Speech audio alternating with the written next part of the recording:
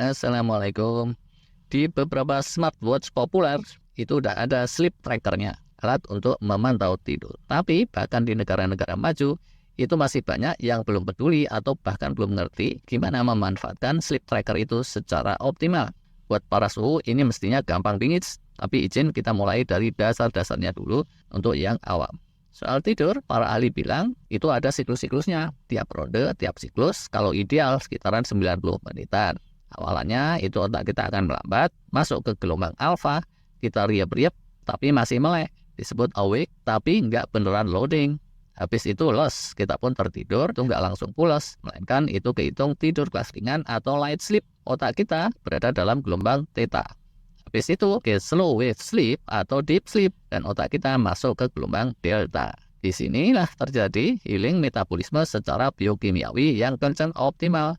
Habis itu akan terjadi giliran healing berikutnya untuk perlistrikan, untuk otak, saraf, dan serangkaiannya. Dalam fase yang disebut REM sleep atau rapid eye movement, kalau anak kecil, bayi apalagi, mereka itu bisa lama sekali dalam fase ini. Habis REM sleep, ya udah balik semula, biasanya awake sebentar, dan melanjut siklus berikutnya. Yang super ideal seperti itu, tapi karena berbagai kondisi, kadang fase tidur itu nggak seberurutan kayak gitu, tapi rada lompat-lompat kayak kodok ngorek di pinggir kali. Nah, terus di antara berbagai smartwatch di pasaran, yang mana sih yang bisa amat akurat men-tracking tidur kita? Tidak ada ternyata. Yang akurat itu, menurut standar para ahli medis, merupakan serangkaian alat canggih yang adanya di rumah sakit tertentu saja atau di lab para peneliti. Sedangkan smartwatch sekedar coba menerka-nerka, mengira-ngira menggunakan sensor-sensor yang seadanya. Tapi bukan terus artinya mereka ngawur banget. Kalau yang lumayan bagus, itu terkaannya bisa cukup mendekati sekitaran 60% atau lebih-lebih dikit dibandingkan sama alat-alat kedokteran yang serba canggih tadi. Kalau mau tahu reviewnya, segimana kualitas smartwatch yang kalian incer, salah satunya bisa nonton kanal The Quantified Scientist yang sudah meneliti hampir semua sleep tracker yang populer. Terus ya, tidak semua smartwatch yang ngaku-ngaku punya sleep tracker itu bisa memetakan tidur kalian menjadi 4 fase tadi itu. Ada yang cuma bisa memantau kapan kalian start tidur, kapan bangun. Jadi cuma bisa kasih ancer-ancer durasi tidur, tok, titik. Jadi kalau mau serius memantau tidur, ya jangan pakai yang kayak gitu. Terus yang recommended apa dong? Di luar sana, para ahli suka pakai model cincin yang disebut Oura Ring. Tapi di Indonesia rasanya ini kurang recommended ya. Tahu deh ada yang jual apa enggak. Tapi namanya cincin itu kan mesti di style-style sesuai jari orang yang berbeda-beda. Ada yang segede pisang Ambon gitu jari-jarinya, ada yang jelek keluar. Kalau di Indonesia yang populer dan oleh kanal Quantified Scientist tadi dianggap cukup oke akurasinya, itu setahu saya ada 2 seenggaknya. Pertamanya itu dari Fitbit, keduanya Mi Band yang dari Xiaomi. Bukan yang iklan, tapi ya itulah. Mending disebutin aja kan ya, namanya daripada nggak jelas. Izin ini buat para pemegang merek.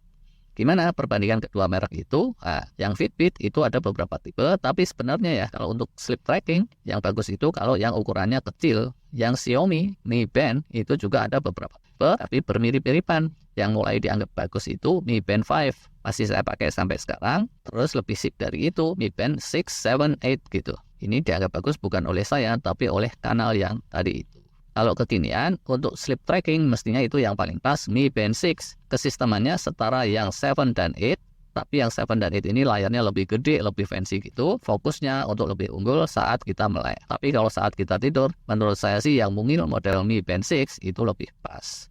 Bagusan Fitbit atau bagusan Xiaomi sih? Nah, kalau secara hardware, ini pendapat pribadi saya. Yang Xiaomi ini lebih unggul. Dia lebih awet dan tahan banting. Ya gitu, harganya murah bingits. Ratusan ribu saja, tapi catatannya ini penilaian subjektif dari saya. Yang minimalis, yang mikirnya itu melulu ke fungsi sleep trackingnya. Nggak mikir masalah kemewahan, estetika, dan seterusnya. Kalau yang Fitbit, menurut saya tuh ya, kelemahan utamanya, pertama harganya mahal, 2 juta ke atas, berlipat-lipat dari yang Xiaomi.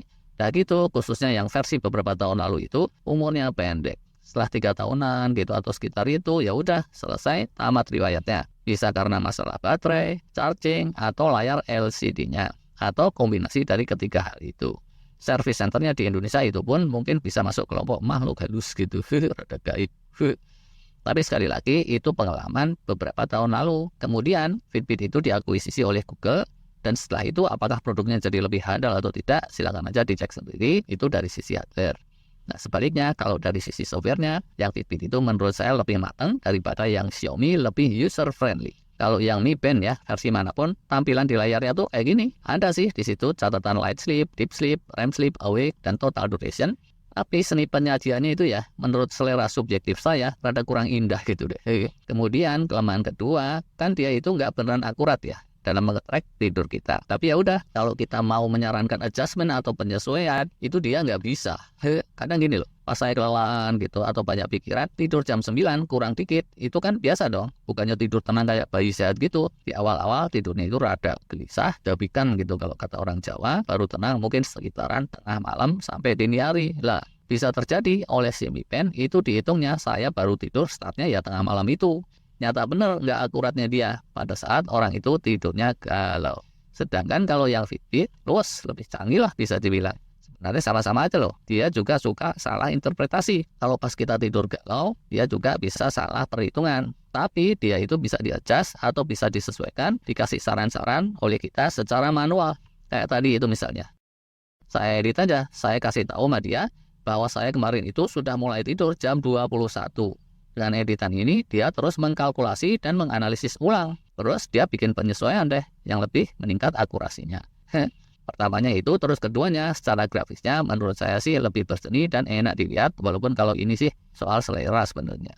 Jadi, kalau yang mau pakai sleep tracker, silakan aja tentuin mau yang mana. Apakah mau yang murah meriah kayak saya, atau mau yang secara software lebih sip tapi mahal. Kalau di luar merek itu, terus terang saya kurang rekomendasi. Khususnya untuk daerah Indonesia sini.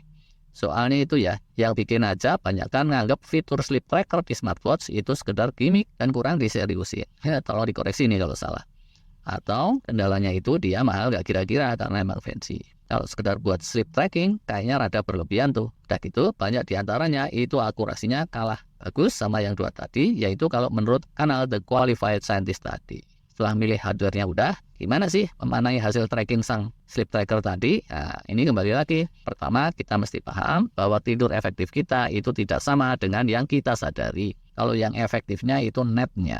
Jadi misalnya gini, kita berangkat tidur jam 21 malam, bangun jam 4 pagi. Terusnya ya udah, berarti alokasi tidur kita 7 jam. Tapi ingat siklus tadi, di awal saat riap-riap itu sebenarnya kan masih kelasnya melek atau awake. Di tengah-tengah juga gitu, sering kan ya. Kita itu ada ngelilir-ngelilirnya, kebangun bentar tanpa beneran sadar atau setengah sadar di sela-sela tidur. Kalau secara kumulatif awake-nya ini di total sampai 25 menit misalnya, berarti durasi tidur efektif kita secara neto itu bukannya 7 jam, tapi 7 jam dikurang 25 menit alias 6 jam 35 menit. Sama-sama alokasi 7 jam, orang lain bisa aja kebangun pipisnya aja 3 kali. Kalau keganggu kucing kawin 5 kali. Jadi awake-nya 70 menit. Neto durasi tidurnya cuma 5 jam 50 menit. Tidurnya kalah efisien walaupun grossnya sama. Udah umur tuh ya biasanya yang keganggu sama suara kucing. Lebih penting lagi dari sekedar durasi tidur, itu sisi plusnya dari tidur kita, yaitu bagian REM sleep dan deep sleep. Deep sleep itu untuk healing intensif di sisi metabolisme, sel-sel tubuh, otot, rangka, dan unsur-unsur biokimiawi, hardware-nya tubuh kita. Sedangkan REM sleep itu healing intensif untuk sisi software-nya, memori, otak, syaraf, bioelectricity, kira-kira kayak gitulah. Saat light sleep itu berbagai healing juga jalan, tapi saat deep sleep dan REM sleep itu healingnya diyakini oleh para ahli lebih intensif sehingga perlu dicermati secara lebih khusus. Kalau mau menyimpulkan bagus tidaknya kualitas tidur, kita mesti ukur dan bandingkan 3 penjuru itu, yaitu total durasi tidur secara neto, total deep sleep, total REM sleep. Terus dibandingin sama rentang normal yang direkomendasikan oleh para ahli. Ini rekomendasinya belum sebagus kayak tensi darah atau suhu tubuh deh ya. Masih sifatnya ajar-ajar. Beberapa kali kita udah ulas, tapi kayaknya lebih bagus untuk kita bahas terkait segitiga ukuran kualitas tidur ini pada video berikutnya. Terima kasih.